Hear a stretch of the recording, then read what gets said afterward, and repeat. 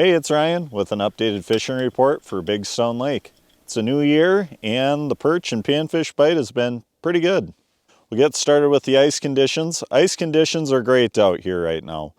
Most of what I've been checking is in the central 2/3 of the lake, and for the most part the ice I'm seeing is about 17 to 19 inches and building quickly. We did have a bit of a slush issue for a few days a couple weeks ago after the big snowstorm, but that storm was followed by a pretty massive cold front and some bitter cold temperatures, and it hardened up that slush in just a couple nights and actually started building ice quickly after that. Looking at the lake, there's truck and vehicle travel all over. People are bringing fish houses throughout the central 2/3 of the lake. I haven't checked the extreme north end or the south end myself, south of the islands or the north couple miles of the lake, but everything I've seen in the central portion of the lake has been 17 to 19, most of it with vehicle traffic. So ice conditions are looking really good out here. As far as the snow on top of the ice, there isn't much.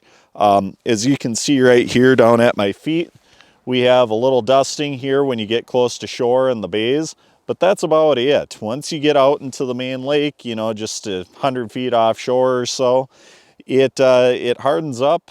There really isn't much snow out there. There may be a couple drifts here and there from wind blowing around fish houses and stuff, but overall vehicle traffic is pretty much everywhere and it's very easy going. You can pull your fish house pretty much wherever you want right now. Getting started with the perch and panfish bite, things are pretty similar to what they were the last time. And it's going to continue to be that way through most of midwinter. Most of the bite out here is going to be related to the basin. Bite out here has been pretty fair overall so far.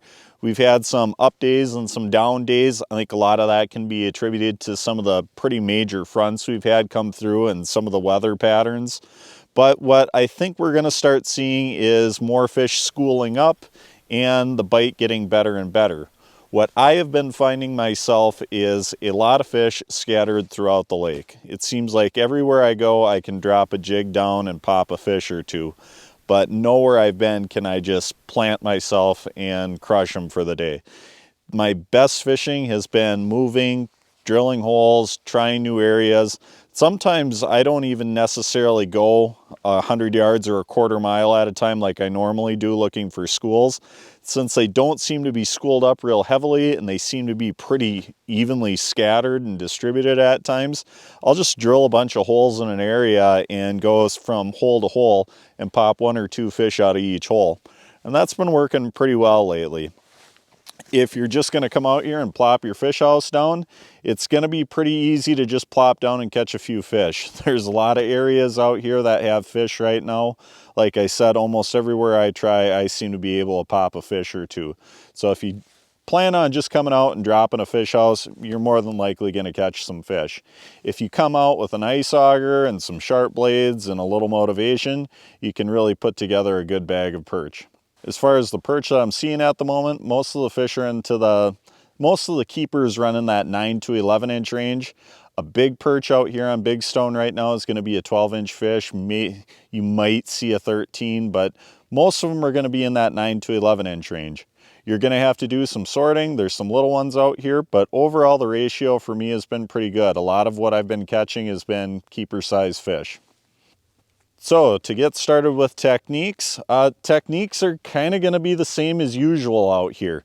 There's two of my go-to techniques that I use day in, day out from beginning of the season to the end of the season. One is to go real aggressive with a large, bright rattle spoon. I just get a 1/4 ounce rattle spoon.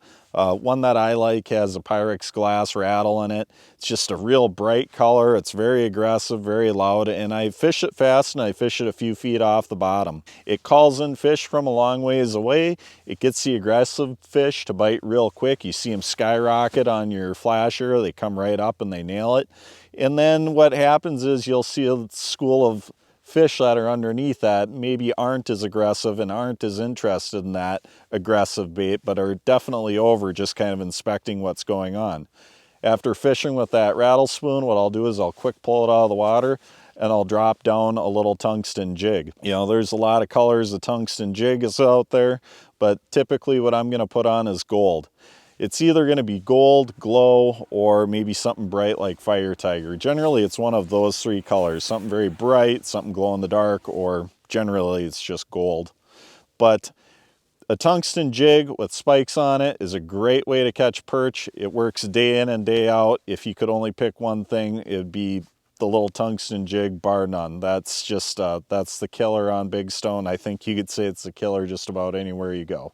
As far as baits for the bluegills, I'd say the same thing. You'd be surprised what a Big Stone Lake bluegill will hit. We've got some giants out here. We have some bull bluegills in this lake. There is a fair amount of fish over 10 inches out here. Actually, there's a lot of them over 10 inches out here. And they aren't afraid of a big spoon.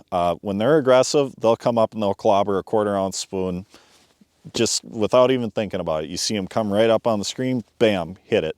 So the 1/4 ounce spoon is a great way to move around a lot, target aggressive fish, and try to get things narrowed down. Now, when you find fish that are a little bit finickier, same thing with the bluegills as it is with the perch. Go back to that little tungsten jig, a little gold tungsten jig. Put a bunch of spikes on it, not 2 or 3, but like 20. Like fill up the jig as many as you can, and just drop it down there. Some days you'll notice that you have to jig it a lot and you have to be real aggressive, and that's kind of what the fish want. Other days you'll notice that you've got to maybe jiggle it and then stop it, and then jiggle it and then pause it. It kind of depends. You got to watch your flasher, you got to watch your camera, and you kind of got to read the fish that day. And sometimes you'll see a change from morning to evening too. So just watch what's going on, kind of be mindful of what they're wanting, and just kind of duplicate it, and you should be able to put a bunch of fish on the ice real quick.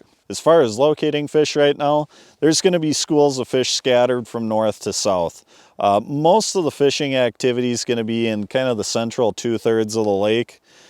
I would say stick in the basin. I have tried up shallow, I've tried on structure, I've been all over the basin. The basin is just by far the most consistent. It's definitely where I've had my best activity yet.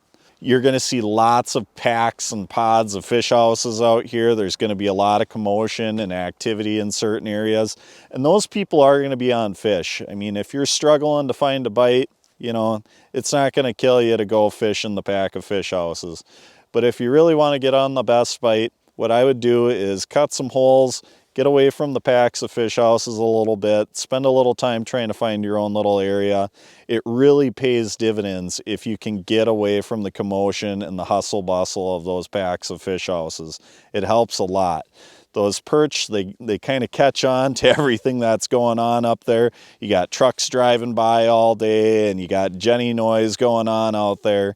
If you can get away from that and find your own little pot of fish, it's gonna make a huge difference. You'll catch fish in the packs of fish houses. It'll work. It's not that big of a deal. But if you really want to set yourself apart and you really want to do well, you're going to have to get away from the crowds a little bit. Hey, I hope these tips help you out, and good luck fishing.